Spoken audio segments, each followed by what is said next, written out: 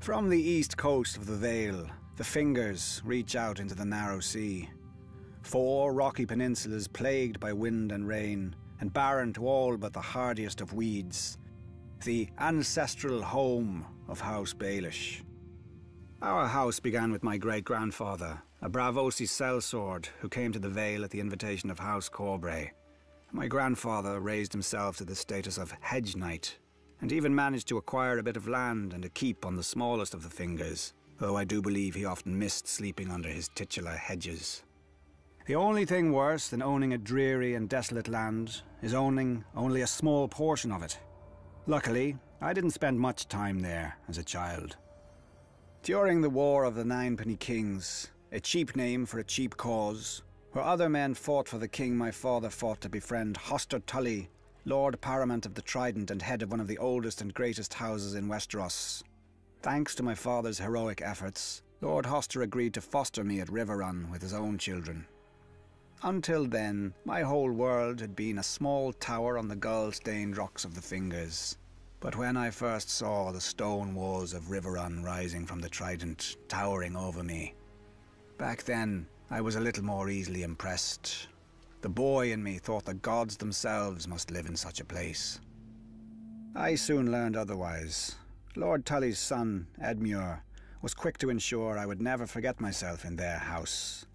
He nicknamed me Littlefinger, after my size and homeland, and the name was just cruel enough to stick. His sisters, Lysa and Catelyn, made me a pawn in their kissing game, traded back and forth between them for practice.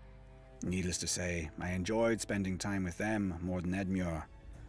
As we grew older, the game began to change, as all games do. Lysa grew more bold, and Cat more demure.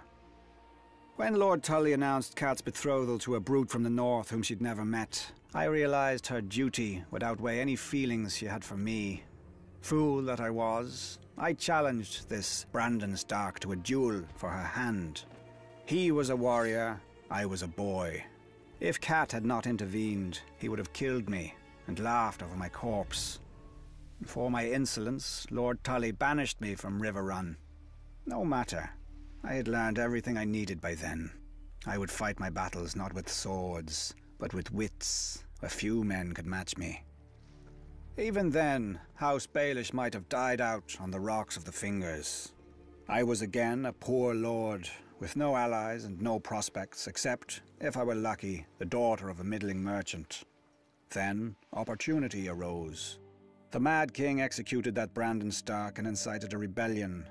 My old friend, Lysa Tully, was married off to John Arryn, Lord of the Vale, to cement the alliance against the Iron Throne, bringing her within my circle again. I quickly capitalized on our former affection and persuaded her to have me appointed as controller of customs at Gulltown, the Vale's greatest port. Wars burn gold like wildfire. When I increased the port's income tenfold, her husband took notice of this lowly lord from the Fingers, and when the new and profligate King Robert needed a master of coin who could find gold where no one else could, why, Lord Arryn knew just the man. Once, House Baelish had no lands, no name, and no gold. Now we have quite a lot of each. What new rung will the next generation climb? Let us not be hasty. I'm not finished yet.